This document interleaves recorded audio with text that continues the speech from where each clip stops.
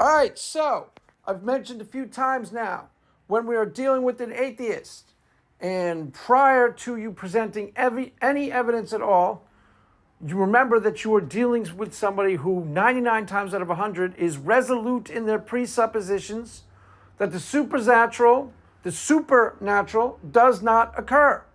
So, step number one, before you present any of your evidence, for example, for a resurrection, you need to do one of two things. You need to weaken their resolve in the proposition that the supernatural does not occur. You have two ways of doing it. You either shatter their paradigm of reality. Remember, I sent Stephanie out to get in their grill, get right up in their snout and rattle their cage, and that's one way. The other way is to present compelling evidence for the supernatural.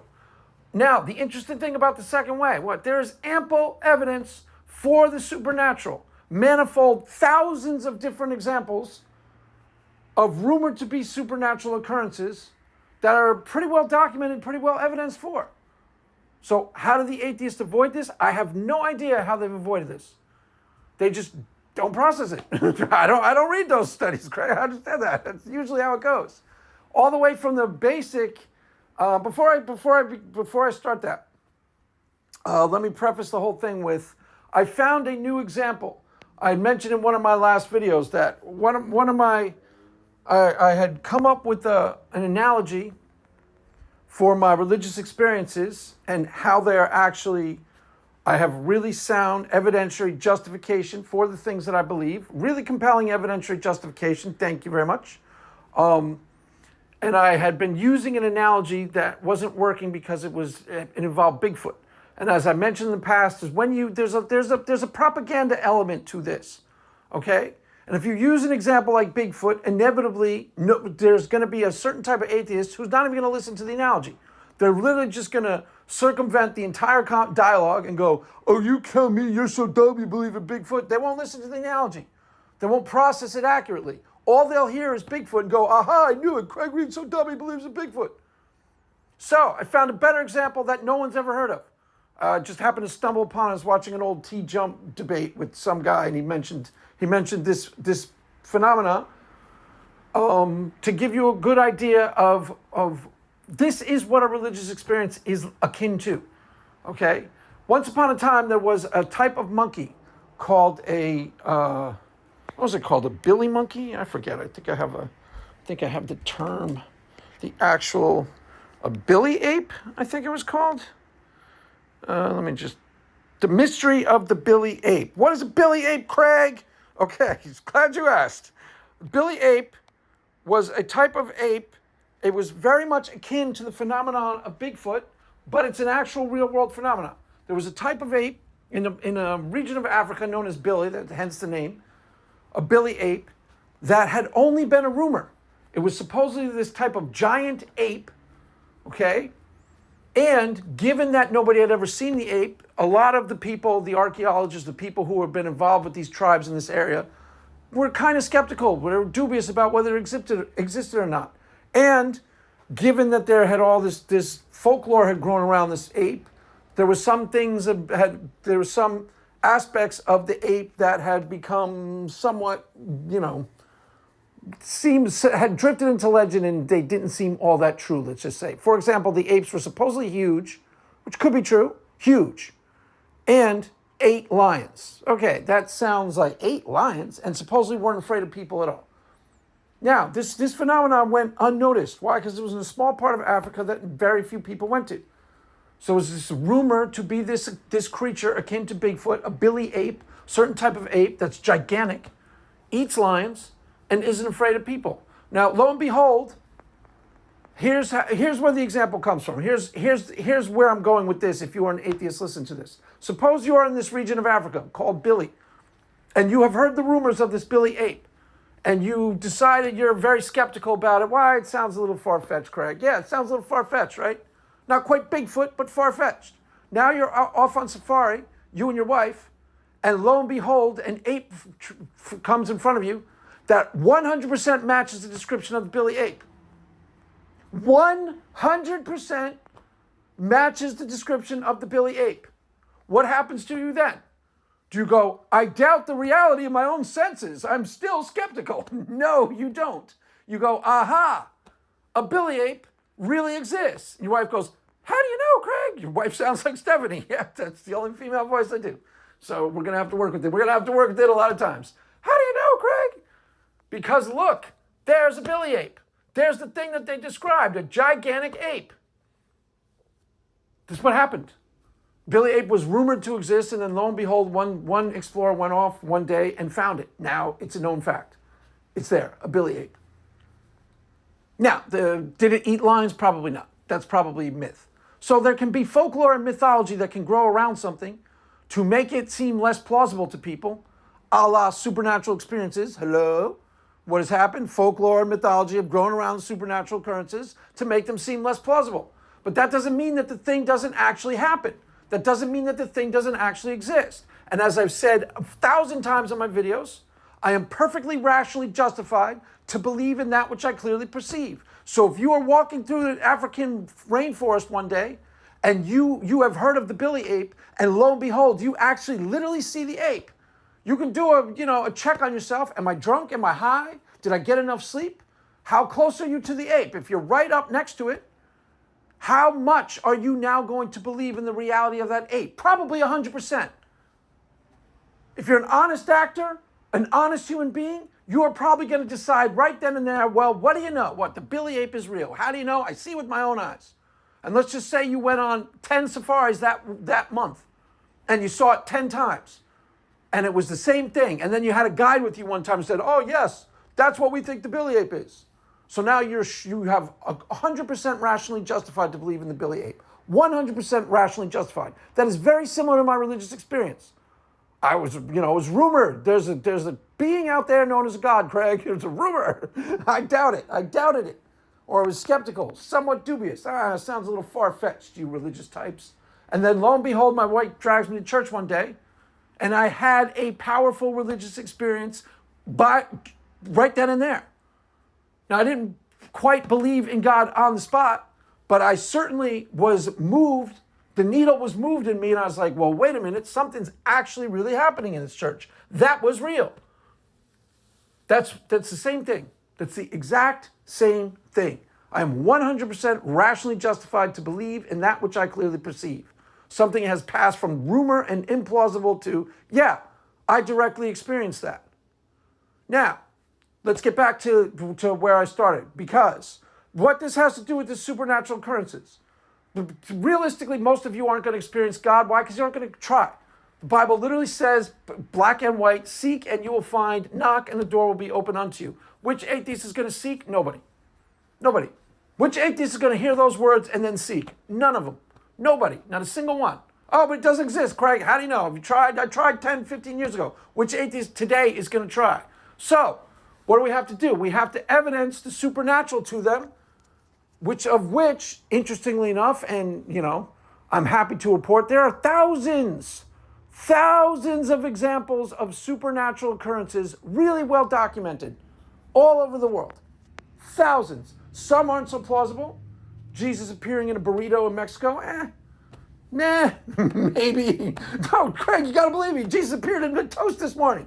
Okay, maybe not. Maybe that one's not so plausible, but then there are others that are, really, really plausible and pretty well evidenced to the point of mundane. Remember, extraordinary claims require extraordinary proof. Well, what if claims happen to thousands of people? That's not quite so extraordinary, is it? So let's start with a mundane one. One that, most atheists are going to laugh about. But you shouldn't be laughing. Why? Let's talk about a Ouija board. A Ouija board, I knew it. Cray. Okay, stop. Before you even start. Important point about a Ouija board. Now, I myself have never done a Ouija board. I've never tried it. My sister and I, for some bizarre reason, made our own version. I swear to God, like we were like in 6th grade or something. When I was in 6th grade, my sister was a lot older, so God knows what was going through her mind. I think we built our own one out of a chessboard and tried to make it work. It didn't work. It was our own example. But here's the thing about an actual Ouija board. If you're an atheist, you're laughing, right? Ha ha ha ha ha. Ha ha ha ha, how gimmicky, how ridiculous. Okay, here's the problem. Now, I've never tried the Ouija board, but from everything I've ever heard reported about a Ouija board from people who I generally trust, the thing works. And here's a really big problem. Okay, it's a mainstream product, guys. Swear to God, go to a toy store today.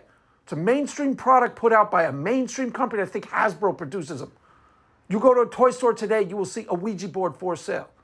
Now, why is that so interesting? Because that shows that it is really well evidenced. As I said, anybody I've ever talked to who's actually tried a Ouija board, I think this includes Steve McRae, I think, but I'm sure this includes probably 20% of the people listening to this video. Now, am I saying it's an opening a doorway to the occult? I don't know, that's a little far-fetched. All I'm saying is a potentially supernatural occurrence outside of the realm of everything an atheist thinks is possible in this world. And it's a mainstream enough product that it is for sale at a toy store, which tells you really important information. What? The thing absolutely does what is reported. Because if it didn't work, if it were a gimmicky, ridiculous thing that everybody bought and it didn't work, guess what? Word would get out, wouldn't sell. Period. As it is with the Ouija board, it's the opposite. People try to go, wait a minute, that freaked me the freak out.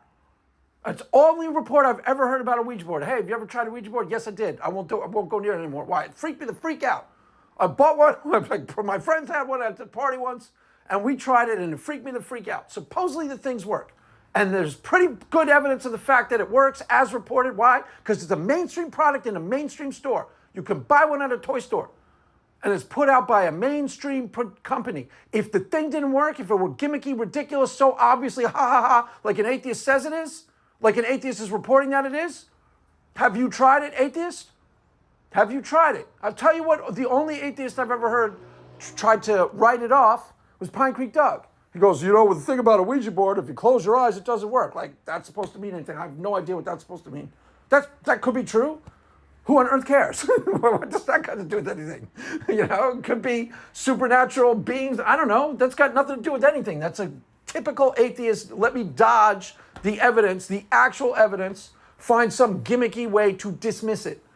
A gimmicky and ludicrous way to dismiss it. What is that supposed to mean? I don't know. And then I've seen some sort of, he got it from some YouTube atheist video where there's some sort of fake scientific explanation. Like it's the, I don't know, there's some sort of, the people are moving it collectively without knowing they're moving it or something like that. So if you close your eyes, they can't do it.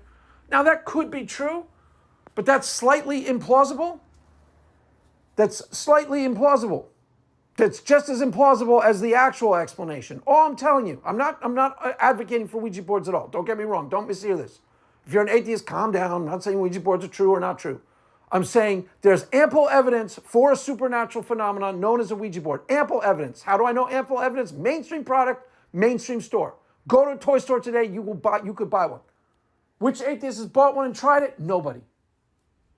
Which atheist has bought one and tried it? Let me say that again. Nobody. They laugh about it. Which atheist has read any of the documentation on it? Again, nobody. Nobody. Now, here's a better one. Okay, that one's not that great, Craig. Okay, fine, I understand. That's a bit of a stretch, Craig. I don't know, you lost me on that one. All right, fine. So I lost you on a Ouija board. As I said, there are thousands of these guys. Literally thousands of these. I'm only using 4 or 5 that I've stumbled upon and just for the purposes of this video. I could literally come up with a list of 500 supernatural occurrences that are completely outside the boundaries of anything in atheist ontology, anything an atheist thinks is possible. Easily. And they're well documented, almost everyone I could come up with. See, this is what I've said before. I've said this before. This is worth repeating. Remember, atheists get all excited because everyone's turning into a non? Don't. Why? Because nons are not atheists. Nons believe in God usually, and they certainly believe in supernatural occurrences. Why do they believe them? Because they've experienced them themselves. That's the point. So have atheists. That's the other point.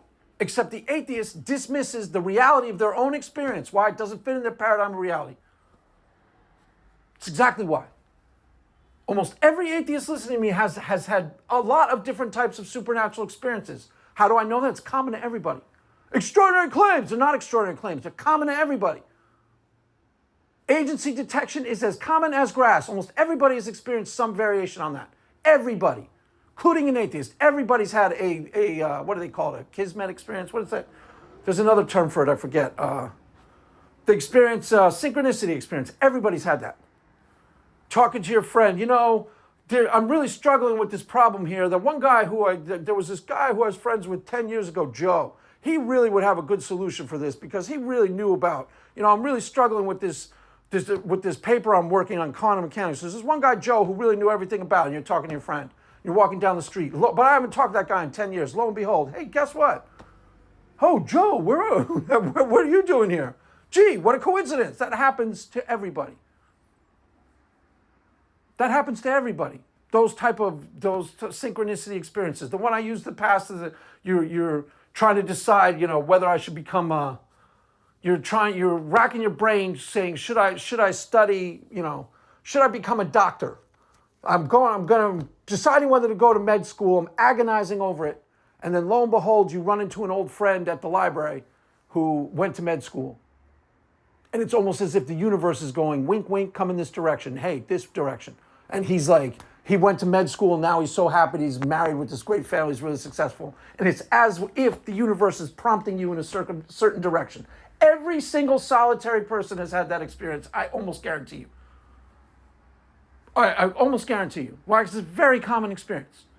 The atheist dismisses it. Everybody else rolls with it. The Christian goes, wow, God was speaking to me. Jesus really came through for me on that one. The in-between theist, the almost theist, the non, doesn't dismiss the experience. They still roll with it. Atheists still roll with it too. Everybody rolls with it. Christianity have a thing called the still small voice. Okay? It's a common thing that's talked about in other faith traditions. You're about to walk into this room and something goes, don't go in there. And you freeze and you don't go in there. Everybody freezes, nobody goes in there, or you don't live to tell the tale. The only difference is what you credit to that voice. That's it. Atheists have that experience too. They just dismiss it automatically, discredit it automatically. Why? Paradigm of reality. Doesn't fit in with their paradigm of reality. So let's go to another one. A potentially supernatural occurrence. Really common, really well evidenced, evidenced up the wazoo. Up the wazoo. That's a technical expression. It means, it's a technical expression. What on earth does that mean, Greg? It means, it's a technical expression. I don't want to break down the technicalities of it, but up the wazoo means very common. It's really well evidenced. If you say something is evidenced up the wazoo, you're kind of saying that it's really, really well evidenced. It's technical. Just trust me on that. It's a technical expression. Okay, as I said, I mentioned in a couple other videos, there's a thing called the DMT machine elves. Aha! DMT machine elves. I told you he was crazy. Not crazy. I'm not, I promise. Crazy over the rainbow. He is crazy. Bars in the window. I'm guessing only Ron will probably know where that's from. Ron, you know where that's from, right? The Wall? Anybody else? Bodies flown across the ocean. Some people probably recognize that. It's from The Wall too. Leaving just a memory, snapshot in a family album. Daddy, what else did you leave for me? Daddy, what you leave behind for me? Boom, boom, boom. All in all, you were all just bricks in the wall. Just to evidence that I'm not crazy, I randomly burst into songs about insanity in the Wall in an album about insanity, just to make sure everyone's clear that, no, I'm not crazy at all. Totally normal, totally rational. Honestly, true story, okay? One time, when I was in high school, this is like the most teenage angst story you've ever heard in your life. I promise you it's true, too. I brought the movie The Wall home. And I said literally to both of my parents, you want to understand me? You got to watch The Wall. And I watched it with my parents. They thought it was completely insane. They're like, oh my God, our son is totally off the deep end. He's gone crazy. It's a cool movie. It's fun. When I was in high school, I thought it was the greatest thing that was ever made. I thought it was the greatest thing you'd ever see in your life. Memorize The Wall. So anyways, no, not crazy. Okay, DMT machine elves, as I've explained in other videos. Keep in mind, this is a mainstream phenomenon. You can hear this talked about on Joe Rogan. You can hear this talked about on Lex Fridman. If you put it into a Google search, you will get literally 1,000 hits on it. Thousands. DMT machine elves. Now, not everybody calls them a DMT machine elf. Some people say they're aliens. Some people say they're spirit beings. What are they? It's a potentially supernatural phenomena But the key is it's really, really, really well documented, really well evidenced. You put it into a search, you'll get 500 testimonies about it. And you'll know for a fact, just listening to any single one you pick out, that they're telling you the God's honest truth. So what happens? When you are taking DMT, okay, once you pass a certain threshold, it is called a heroic dose of DMT. Every single solitary person experiences something akin to the DMT machine elves. They don't all report them as elves, but they encounter these sort of spirit beings that they come and start talking to the people and telling them, like, giving them information about the world. And generally the people who have the experience report that the beings are friendly and they're trying to teach them things. As far as I know, I don't think I've ever heard or I've only listened to a handful of the reports, handful of the testimonies, but I don't think anyone's reported them as being like evil. Now, where does this fit in Christian theology? Really simply, I saw Michael Knowles, who's a Catholic, talking to a guy who had become a Christian who used to do a lot of DMT trips. I think he said something like 100 trips on this. So he encountered these beings like 50, 60, 70 times. Basically, if you're an atheist, here's where it gets really complicated. Why did I bring this up? First of all, it's really well evidenced. Honestly, if you put DMT machine elves into a search, you will literally get 1,000 videos, a playlist 1,000 videos long. And every single one of them is a testimony, and every single one of them is eminently plausible. These are people who are mainstream. These are not kooks. And here's the thing for you, the atheist. I don't believe in this, but DMT machine elves sounds really fishy, Craig. Okay, fine. It is not contingent on you believing anything at all. It is contingent on how much of the dose you take. You, the atheist listening to me, take the heroic dose of DMT. Guess what's going to happen? You're going to encounter the same thing. Why? That's what it's contingent on. Doesn't matter what you believe going into the experience. It happens. Terrence McKenna, the famous DMT guy, said, if you haven't experienced the aliens, take more DMT. Once you pass the heroic dose, something clicks, something connects, and you experience, there's two things that everybody reports. And everybody who takes the trip past this point, takes this dose, reports just about the same thing. So it's really well documented, really well evidenced.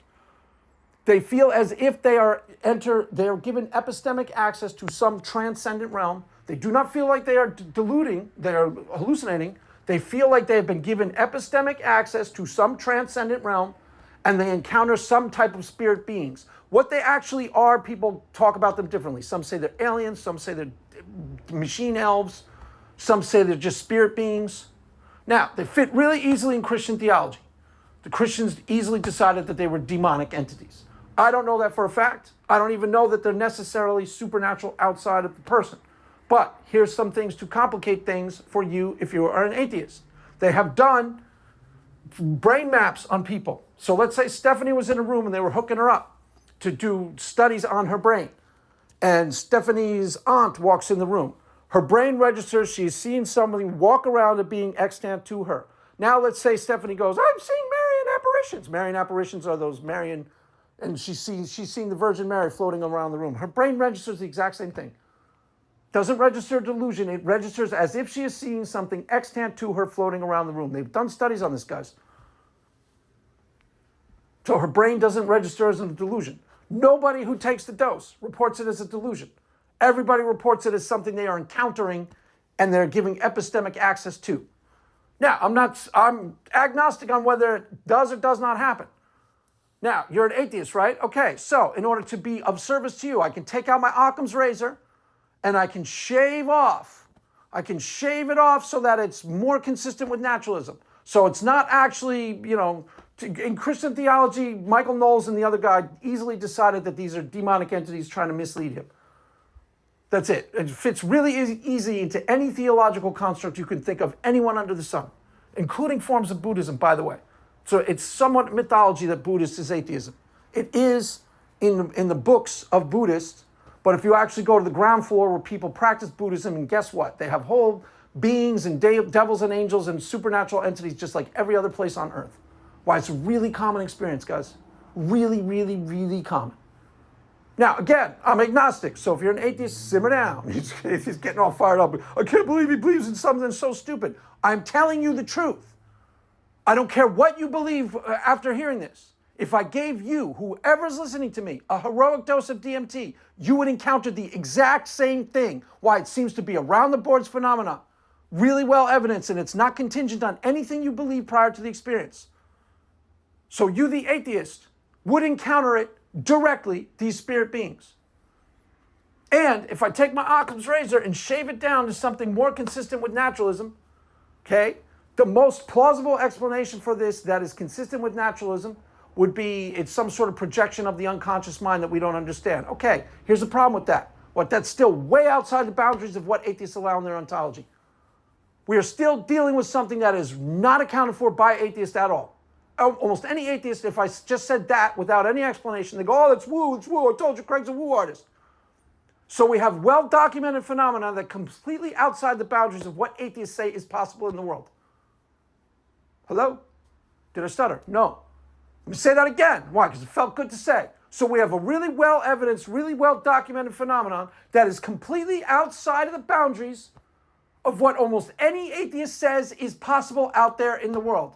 A phenomenon that's really well-evidenced. You can click on DMT machine elves today. Find 1,000 variations. You'll know for a fact these people are telling the truth. Why? It's really obvious. Watch the Michael Knowles video with the Christian guy. Really obvious. And there's thousands of these. They've been on Joe Rogan's show. I forget if Joe Rogan experienced them. Sam Harris has talked about it. Lex Friedman has had a bunch of people talking about it. Mainstream. And if so they say, it's so irrational, it's so delusional. I gave any person listening to me a heroic dose, they'd experience it too. So it has something to do with the firing of neurons, firing of brain chemistry. Is it giving you epistemic access to something that you don't otherwise have? Or is it a delusion? Okay, let's explore that just from that. Remember I told you about Shannon. The reason why this is pertinent is because it's also DMT related. When Shannon was on the Atheist Experience by herself, why she was by herself, I do not know. I guess, she's the only talented one. She's not the only talented one. She's the only charming and interesting one. All right, fair enough. Fair enough. The other guys just don't cut the mustard. Yeah, I understand. She's the only star. All right, fine. Fair enough. So that's why she was on by herself. But someone calls up. Atheist calls up. Atheist. Did you hear me? An atheist. Not a Christian, not an apologist. And says, guess what? I had a near-death experience. So what did she do? Did she shut the whole Atheist Experience down and go, these things are real. Everybody go home. It's real. No, she didn't. She found a gimmicky way to write it off, just like the atheists always do. She found a way to explain the phenomena according to the material facts, which was probably accurate. It's something to do with the releasing of DMT. Apparently your body can produce natural DMT. And apparently when you die, your body goes into some sort of, I forget exactly how she explained it, but it produces DMT, which gives you, now she called it a hallucination. Hallucination is a weird word. Why? Because the guy doesn't experience it as a hallucination. Nobody who takes DMT and experiences these elves thinks they're hallucinating. Nobody. Nobody. I get you, the atheist, automatically say that, but if you took it too, you wouldn't experience it as a hallucination either. The atheist who called up Shannon didn't experience it as a hallucination. And what's interesting about the atheist who called up Shannon, okay, is that he was an atheist and he was experiencing people from beyond the grave who had already died. Hallucinations aren't that specific, guys. I've never heard of a hallucination where you actually hallucinate something really, really pertinent and specific to a near-death experience. Now, again, I'm not saying that this is or isn't. I'm just saying this is a potentially supernatural phenomenon completely outside of the boundaries of everything an atheist says is out there and available to an experience in the world. And here's the interesting question that I asked in the other video. I'll ask again. Which atheist is going to go check on DMT machine elves? Which atheist hears this believes me? Nobody. Did you hear that, Christian? Let me ask it again. Which atheist now believes in this experience? Nobody. Why? See what we're up against? Nobody. Which atheist is going to go check? Nobody. Maybe Danish debater, that's about it. Nobody. So what's actually going on here? It's not the only potentially supernatural occurrence. Here's another one. Okay, there's a scientist. She's a scientist. Did you hear me? Science-y people. She's a scientist. Oh, she's not a right scientist. She's not a real scientist. She started out a materialist, reductionist, naturalist, just like everybody else. Why? Because she was being trained as a scientist. I forget what her name is. I think it's Siobhan something. Now, she's from her mother, I forget if it was her mother or her grandfather, was doing some sort of weird occult practice that she was doing with her daughter. I'm going to call it reading the tea leaves. Do you know where that expression comes from? Is that I think clerics and what are they called?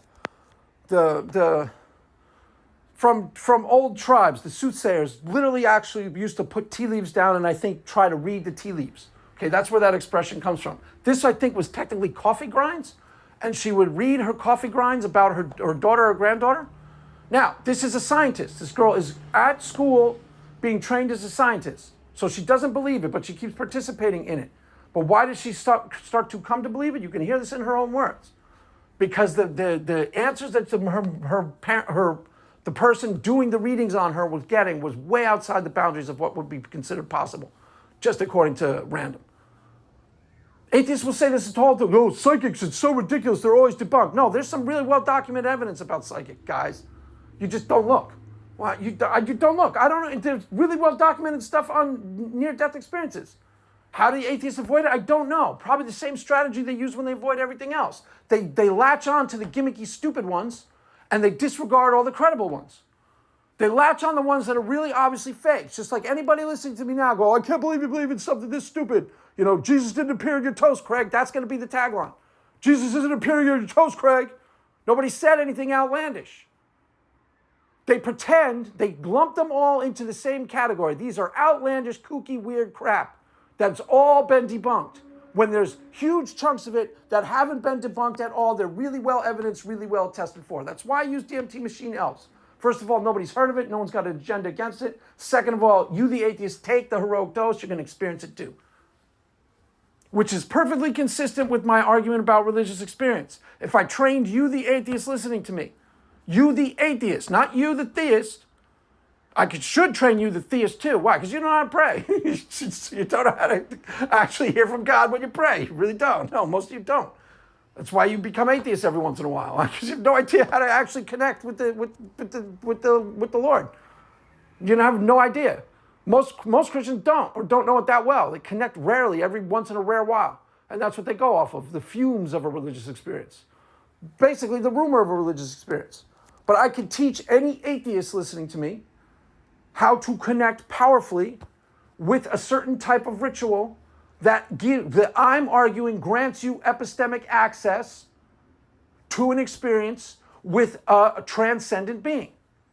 You, the atheist, could go through the motions and experience everything I'm telling you. And what the DMT elf analogy shows you is that I will be telling you the God's honest truth in terms of what might become epistemically available to you. Will you now believe it? I don't know. I don't know. But you will have 1,000 times harder job writing it off. Why? Because you will have felt. The reason why the real argument from religious experience isn't that strong, even though it's, as I tried to explain with my analogy about the ape. Okay, you're an atheist walking in a forest in Africa, and you see an ape that was only rumored to have existed, and you see it with your own eyes. Do you believe in it now? Yes, of course you do. Or you're a total dishonest, fraud, ideologue liar. Say it again. You're walking in Africa, and there's an ape that's only rumored to exist. And you see that ape literally with your own eyes. Do you believe in it now? Yes, you do. Or are you a total dishonest actor, ideologue, fraud? Remember, I don't have any choice in what I believe. That's only true if you see it with your own eyes. That's only true in rare circumstances.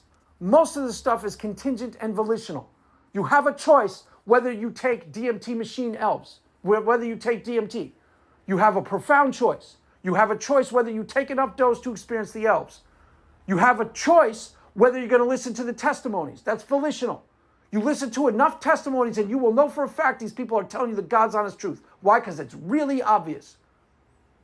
You still have a choice, and I'll grant you, you don't have to believe these are supernatural beings. I myself am agnostic on the fact. I'm not arguing that they are.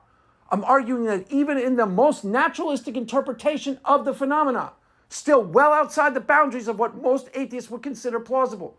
Well outside the boundaries of what most atheists consider possible. So it's time to start considering the fact that you are not open-minded enough. Why? Because manifold thousands of your fellow human beings are experiencing things that you are completely walled off from. And they're really well evidenced, really well attested to. Some of them you can be skeptical about if you do the proper research. Some of them you can't shake off, you can't write off. You can't. You want to. Why? Because it's more consistent with atheism, Craig. I want to. It's more consistent with atheism. You can't. As I said, supernatural stuff. You go to a church. You go to a certain type of church and you will get 50,000 different miracle testimonies from the people. Some of which will be plausible, some of which won't be. The one I've used in this that everybody knows, David Wood. Is that his name? David Wood, the guy who used to be a psychopath. How did atheists write it off in a gimmicky way?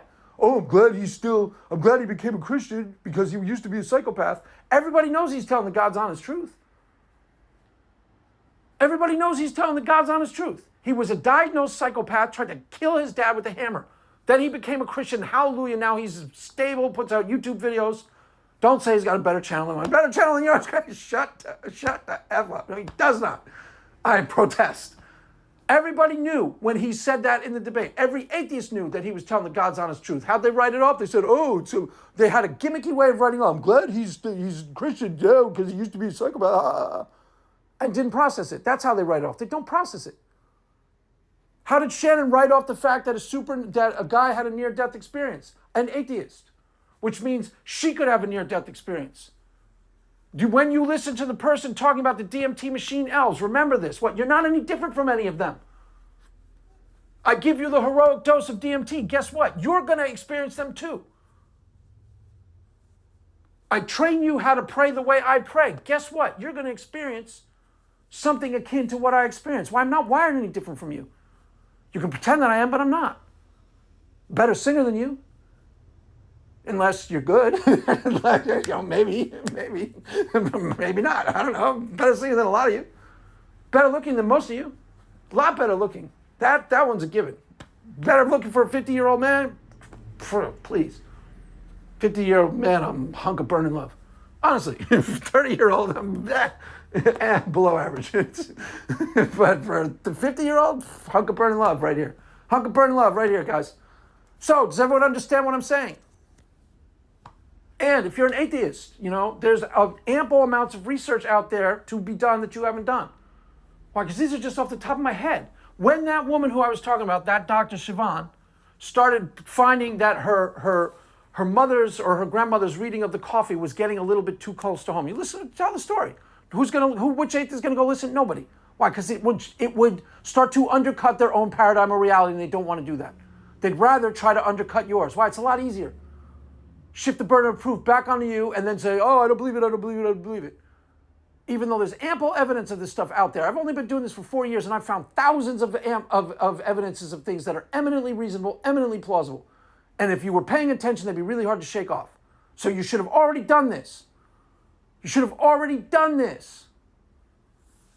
Pine Creek Doug does the exact opposite of searching things out, searching if it's true. He searches out the person who's making the claim, and then he goes to the weakest part of the person's, ontological. He basically does a straw man times 1,000.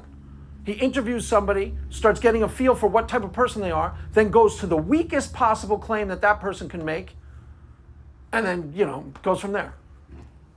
You should be going to the strongest possible claims out there, the best evidence one. So this girl, Siobhan, a doctor, a neuroscientist, okay, starting to believe in supernatural things. Why? Because the person who's doing the coffee readings on her is getting too much right. It's freaking her the freak out, just like the Ouija board freaks everybody the freak out. You don't have to go try a Ouija board. Go ask people who have tried a Ouija board. They'll tell you. You won't be able to discount the experience. Why? Because they'll be telling you the God's honest truth. That's why. They'll be telling you the God's honest truth. Now, am I saying it opens a doorway to the demon? I don't know. I'm not necessarily saying that. Could be a Jungian thing. It could be a lot more nuanced. It could be a lot more naturalistic. But even the Jungian explanations that are partially rooted in psychology are well outside the boundaries of atheist ontology. That's the point. Atheists don't believe that stuff either. They don't study Jung either. They don't believe in the collective unconscious either. Why? Because it's pretty good evidence. If not for Christianity exactly, it's pretty good evidence for some sort of godlike or plausible godlike spiritual connection type thing. Pretty good, pretty well documented evidence for that. Anyways, back to the point. Okay, so Siobhan, Dr. Siobhan, I'll put her up. I'll put videos up for her at some point. You can go check it out for yourself if you want. Starts to believe in these supernatural occurrences. because of this, because the person who's doing the coffee readings on her is getting too much stuff correct. So now she starts investigating as a neuroscientist. And her words, not mine, there's manifold thousands of really well documented, really well attested to supernatural scientific studies of the supernatural. Thousands upon thousands. I take her at her word. I've never looked, don't care. Why? Because I believe in some of this stuff. The point is, if you're an atheist, it'd be really easy to undermine the confidence in your own worldview today, tomorrow, the next day. How? Just go investigate some of the ones that are hard to shake off. And you'll find them exactly what I said, hard to shake off. Hard to shake off, hard to write off. Hard to go, well, I don't buy it. You can try, but it doesn't quite succeed. Why? Because some of these things are really well, obviously the case. And yeah, there may be naturalistic explanations for them, but those naturalistic explanations are still well outside the boundaries of what is considered plausible within atheist realm. Still well outside the boundaries. It's like Pine Creek when he tried to write off the Ouija board. If you shut your eyes, it doesn't work. Well, who on earth cares about that? What's that supposed to mean? So what? I tell you exactly what would happen if he got a DMT person who believed in the elves. He'd embarrass himself. What do you do? Try to convince that person they don't believe in the reality of their own experience.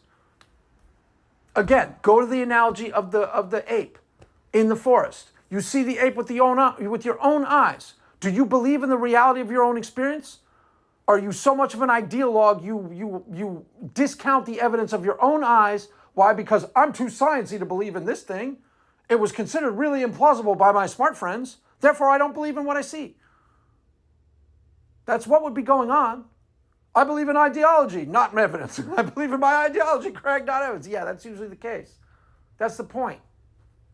Whenever people start working really, you notice this with fundamentalist Christians, notice it if you're doing it yourself. Whenever people start working really internally, really hard, really obviously, to discount the evidence of their own senses about what is true and available to them, they usually have an agenda.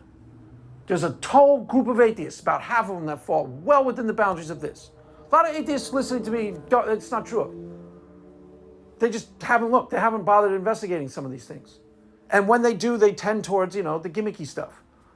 Shouldn't. Go towards the really plausible, really well-documented facts. Why? Because they're out there. And they will undercut your and any Christian listening to me. This could be really easy. This could be really easy. Why? Because there's as I've said, let me see if I'm running out of time. Start to ramble a little, Craig. Yeah, it's a Craig Reed video. That's what happens. I'll go into the next video I make will be on the fact that we're in a stalemate. It'd be really easy to break the stalemate. How do you break the stalemate? You break the stalemate. We're in a stalemate because basically, the needle doesn't get moved. We go watch a debate. It's rare that the needle moves one way or the other. Well, how you break the stalemate is you weaken your metaphysics. You present things that are really well documented, really well established facts, really well evidenced. How you do that? You weaken the metaphysical claim. Instead of trying to claim, the Bible's inerrant, you soften the claim so that it is indisputable. Pretty easy to do with the Bible. The Bible is a book of, the spiritual insights of a certain group of people 2,000 years ago. Okay, who's going to argue with that? Nobody. Why? It's God's honest truth. And then you go from there. You weaken. Instead of presenting the strongest possible metaphysical claim you can make, you present the weakest possible one. I'll show you. I'll give you a roadmap in one of the next videos. That'll be one of the next things I talk about. So, there you have it, kids. If that didn't quite make sense, don't worry about it. Wait till the video comes out.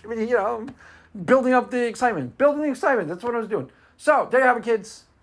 That is it, in a nutshell.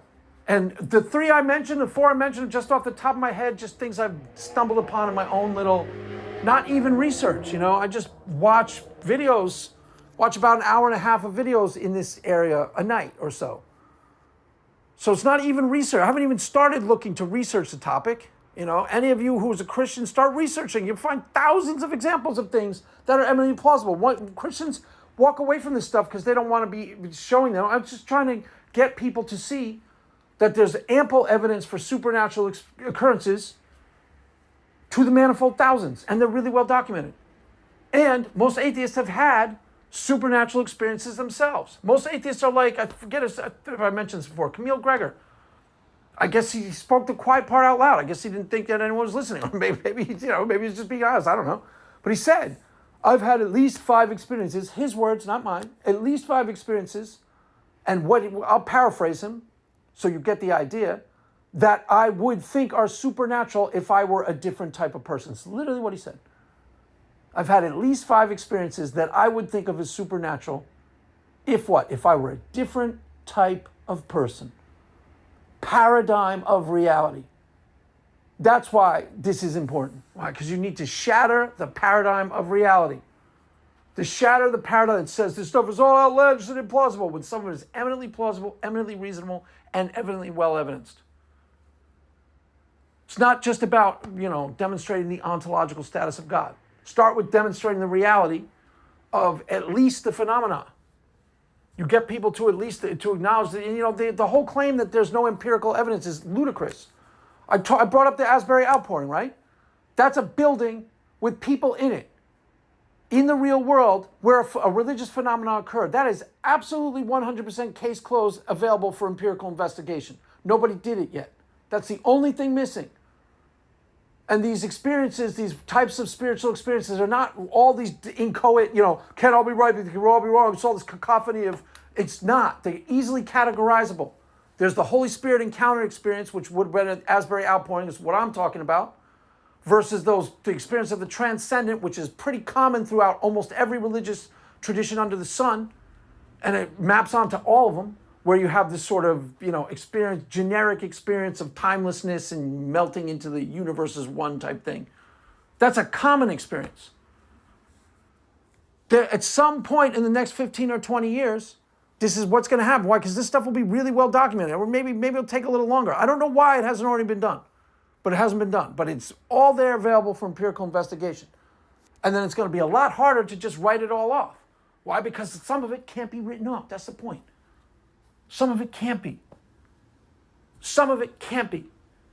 And you can decide for yourself, but you have to do a thorough investigation. And, most atheists don't investigate at all. They watch a Frank Turk video so they can debunk it. That's it. That's a beginning and the end of their investigation. They don't know anything about religious experiences over the world. They make assertions about them. They don't know anything about them. They don't. They don't. They make assertions about stuff. They usually don't know anything. And when they do investigate something like a phenomenon like near-death experience, it's usually not very thorough. It's usually like I read a couple of articles that I borrowed from mostly atheists, watched a couple of atheist videos before I made the video. I researched it. That's not research. It's not even close. So anyways, with that, I will wrap her up. That is all for now, kids. Another successful video, I would say. Slam dunk, if you ask me. That is all for now. Mass is ended. Go in peace. Amen.